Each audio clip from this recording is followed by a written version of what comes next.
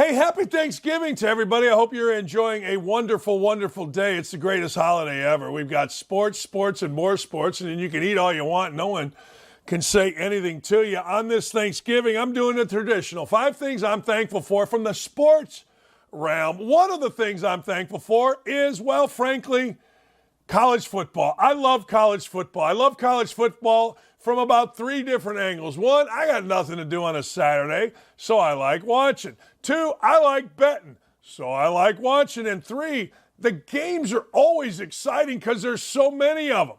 Love me some college football. Another thing I am completely grateful for is food. Thanksgiving food. Like, there are a lot of places where you go, hey, what's your favorite? I don't have a favorite. Let me tell you what I like to do on Thanksgiving. I like to eat. And why am I so thankful for the food of Thanksgiving? Simple. Because when you coach, you really don't get to enjoy Thanksgiving. You don't get to sit down and enjoy the food. You're taking your team somewhere. You're going to, they're all coming to your house. Frankly, it's a pain in the backside. So why do I like the Thanksgiving food now? Because I can sit and enjoy it without players at my house, coaches, their families, only my family. And I love it. I sit there, I eat, I don't have to entertain, and then I eat some more.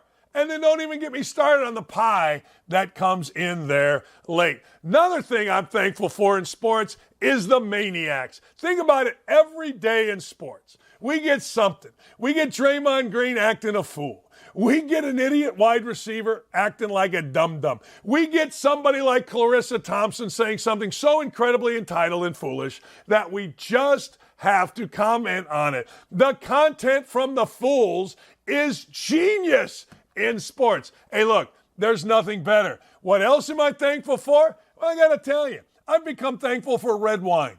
I dig red wine. You know, a lot of you drink whiskey. I wish I was cool bourbon guy. You put the big ice cube in the glass. You sip it like you're Clooney on the set of Ocean's 11. I can't do that.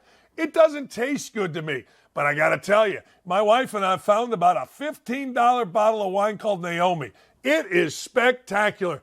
I can't wait. I go work out like a crazy person. I'm trying to be active all day. Why? So I can sit over here and have a glass of wine the size of my head, and it hits me beautifully. I mean to tell you, it hits me absolutely beautifully. Last thing, I love you haters on Twitter. I do.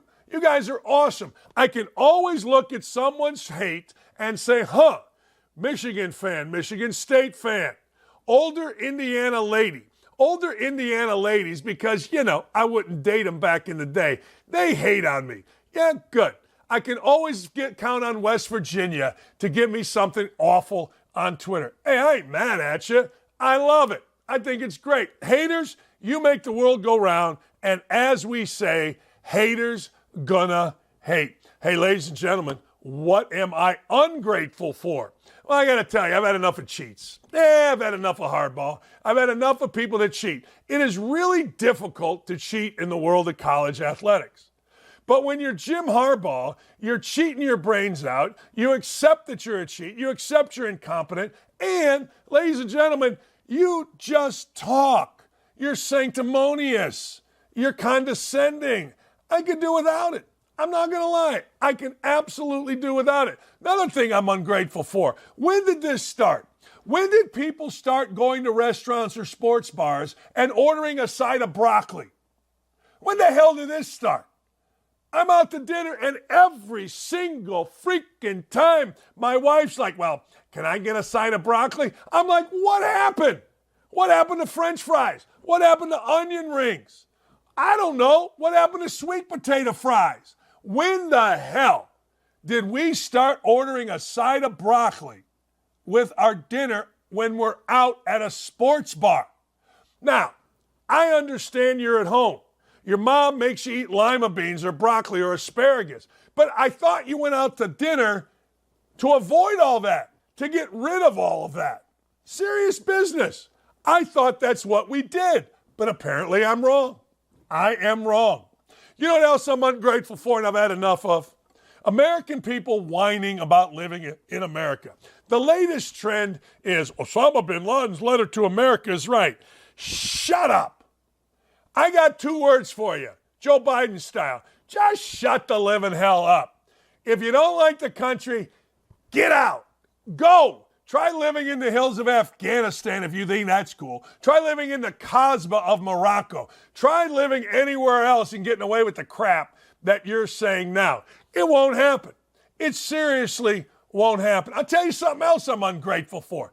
Little Twitter guys with Jesus in their bios. I love Jesus. I've been saved through the grace of God and Jesus. And next thing you know, they're dropping F-bombs on you, Sharon Moore style, right as you're just saying simply Jim Harbaugh cheated. I look at the bio.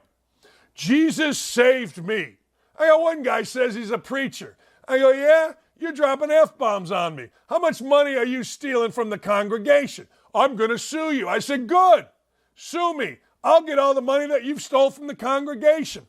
Get rid of the Jesus in your bio if you're going to be a Jag. Sharon Moore of Michigan, the assistant coach that went all God and then started dropping F-bombs. I got 2 words for you. Stop it, stupid. I tell you what else I'm ungrateful for. People that rob other people. I live in a good neighborhood. It ain't the greatest, but it's a good neighborhood. And I got clowns coming in and stealing stuff out of cars. Now, here's the situation. Every single person on my cul-de-sac is a father-filled home. My neighborhood is not, mothers. It isn't single mother. Every home on this cul-de-sac has guns, and every home on this cul-de-sac has a dad that ain't afraid to use it. I'm thinking to myself, I got to get a neighborhood watch. I'm thinking to myself, maybe I'll sit out. Because I'm not running scared on little punks that want to come in and take what I got. And don't tell me that, well, it's just property. No, it's not. It ain't just property. It's vandalism. It's cutting at my soul to know that you can come in my house and think you can intimidate me. I've never had a gun. I got a gun now, and I ain't afraid to use it. Last thing, you know what I'm ungrateful for? Lack of conversation. I want conversation. Ted Cruz was on our show. You know what he said? Hey, look, you don't like me, you like me, let's talk. He went on Bill Maher. Bill Maher has been ripping and making fun of Ted Cruz for years. Cruz goes on. Maher has him on. Next thing you know, the two have a great conversation and they end up liking each other. I would love to have people on this show that disagree with me, but they're hard to find. I got to tell you, it's amazing how many people agree with me. Anyway, those are the things that I'm grateful for. Those are the things that I am ungrateful for.